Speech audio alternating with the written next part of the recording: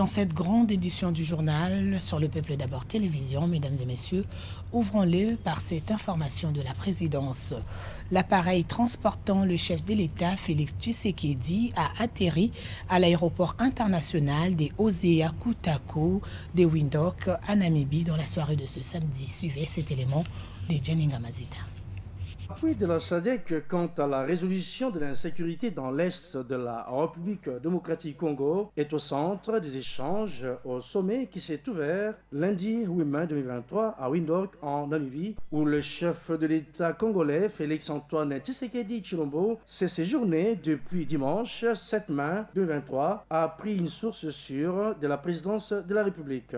Il est de partie en cette réunion la troïka de l'organe de sécurité de la communauté de pays d'Afrique australe ainsi que le pays contributeur de troupes dans la brigade d'intervention de la MONUSCO. C'est à 20h30 ce dimanche, heure locale, que l'avion du chef de l'État congolais, Félix-Antoine Tshisekedi Tshilombo, s'est posé sur le tarmac de l'aéroport Hosea Kutako international à Windhoek, en Namibie. Au pied de l'avion s'est trouvé le vice-premier ministre, ministre des Affaires étrangères et de la francophonie, Christophe Lutundula, le ministre d'État à l'intégration régionale, Antipas Mbusa Nyamwisi, le chef d'état-major général, Christian Chiwewe, les conseillers privés du chef de l'État, Boula Mandungu, ainsi que l'ambassadeur de la République démocratique du Congo en Namibie. Côté namibien, le ministre de l'Environnement, Pohamba Chifeta, représentant son chef de l'État.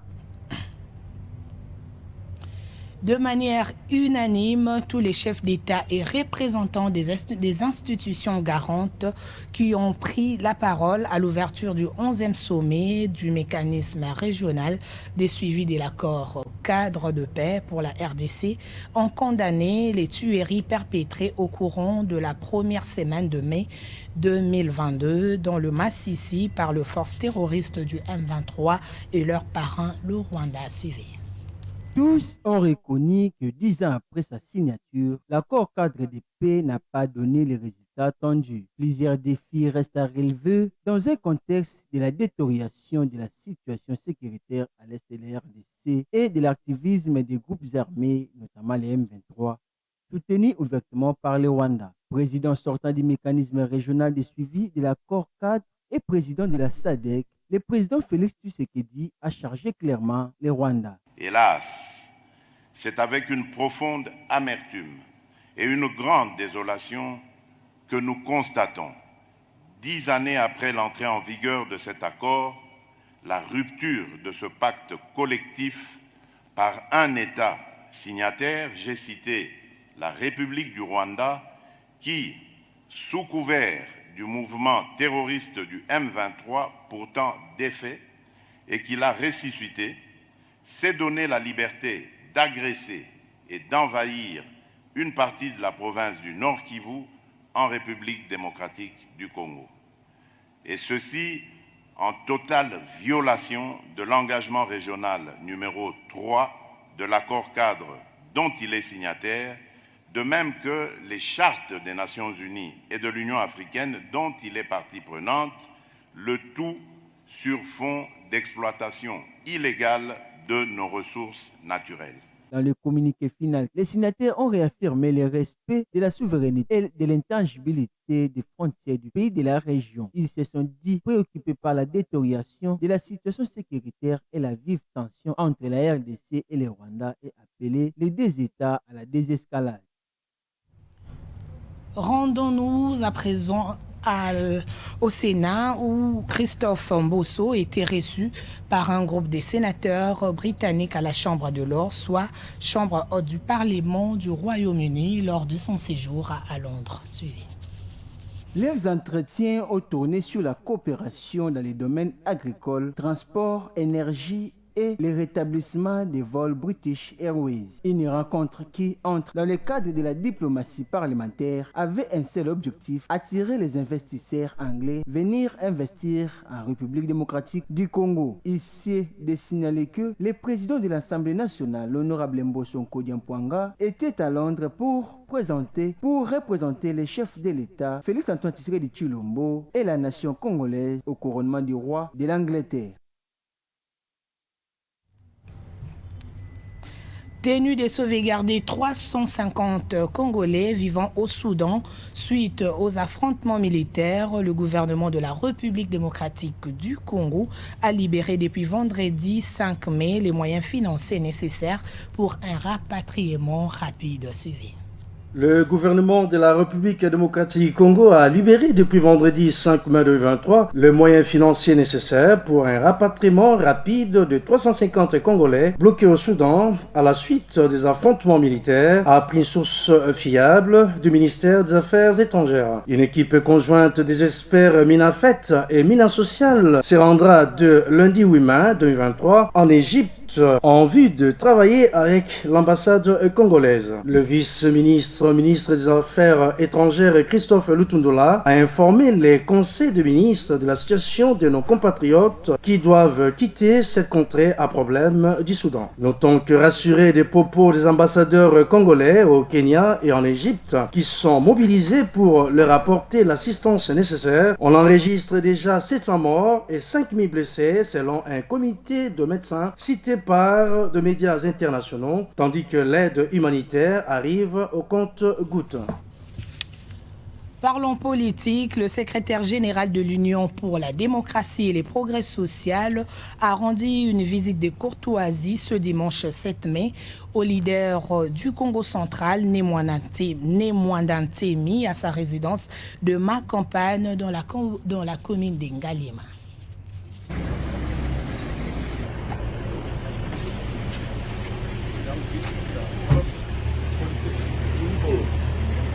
Les gestionnaires au quotidien du parti présidentiel et leaders de Bundu, Diamayala, ont échangé durant 45 minutes. Bien que rien n'a filtré de leur entretien, il est cependant fort probable que la réélection du chef de l'État avec une majorité confortable soit une des préoccupations au menu de leurs échanges. Il s'y est de noter que le chef de l'administration du parti présidentiel était accompagné du directeur de cabinet adjoint du chef de l'État en charge des questions économiques et financières, M. André Wamesso, du ministre provincial des hydrocarbures Congo central, Maître Patrick Yala, ainsi que Mme Stella Twanisha, membre de la Ligue des femmes de l'UDPS.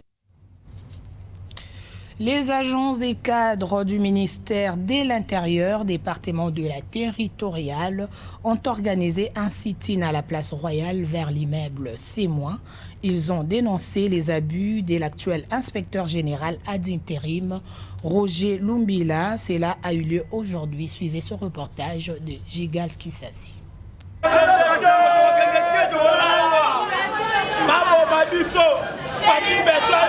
Les torchons est en train de brûler au sein de l'inspection générale de la territoriale, département faisant partie du ministère de l'Intérieur, chapeauté par Peter Kazadi. Les hauts cadres, les cadres et les agents de la structure citée ci-dessus dénoncent l'injustice et revendiquent en même temps les arriérés et la non-conformité salariale orchestrée par l'actuel inspecteur général ad intérim Roger Lumbila. Ces derniers enfreint, d'après une source sûre, le préalable de la note circulaire numéro 08 édictée par l'actuel vice-premier ministre, ministre de la fonction publique, Jean-Pierre Liaou, interdisant l'engagement des agents par les intérimaires. Selon Joseph Ngemi, président du banc syndical Prospérité, l'actuel inspecteur général, Roger Lumbila, a commis beaucoup d'abus, notamment l'engagement des nouvelles unités et la radiation de plusieurs cadres se trouvant dans la liste de paiement. Il y a beaucoup d'abus.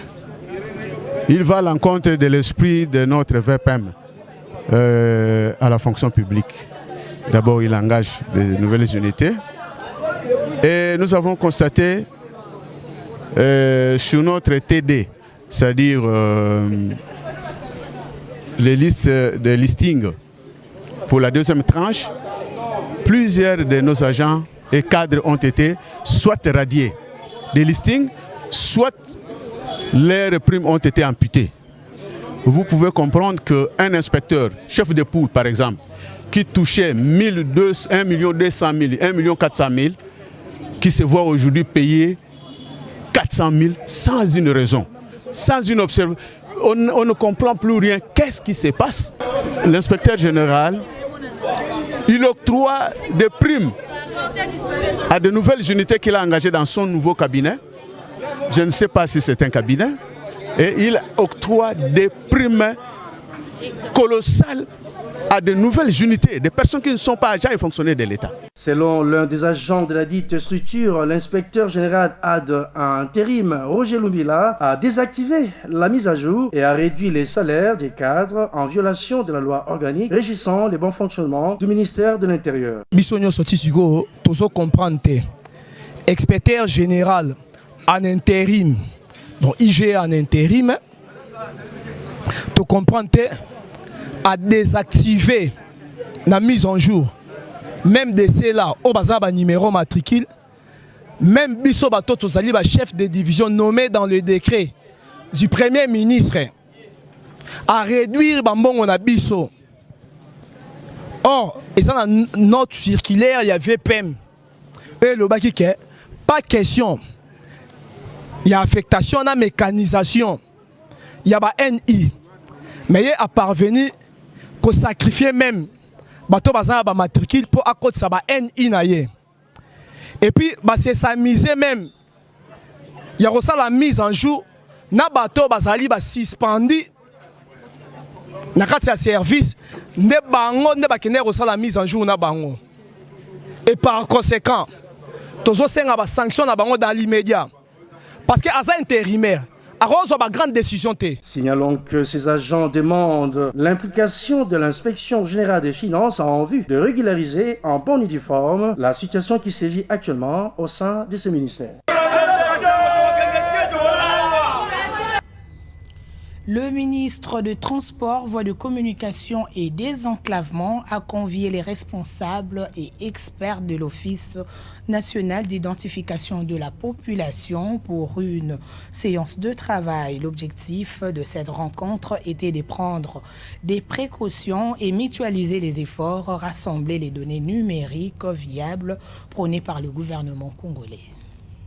Garant de l'identité en RDC, l'Office national de l'identification de la population a dans ses attributions la charge d'octroyer un numéro d'identification national servant d'identifiant unique à chaque individu dans les fichiers généraux de la population congolaise pouvant permettre la traçabilité. La délivrance du nouveau permis de conduire est éminente et le ministre des Transports, Voies de Communication et des Enclavements qui y tient insiste sur le respect de la procédure avec l'implication de tous. Maître Marc Ikila propose une nouvelle séance de travail avec tous les acteurs concernés, son ministère, celui en charge de l'intérieur et ses services, les CNS, l'ONIP, l'autogiste, la société qui a gagné le marché de la livraison des nouveaux permis ainsi que l'hôtel des monnaies à qui revient la charge des imprimés de valeurs. Signalons que la délivrance des permis de conduire en RDC n'est désormais qu'une question de temps, il faut de la patience.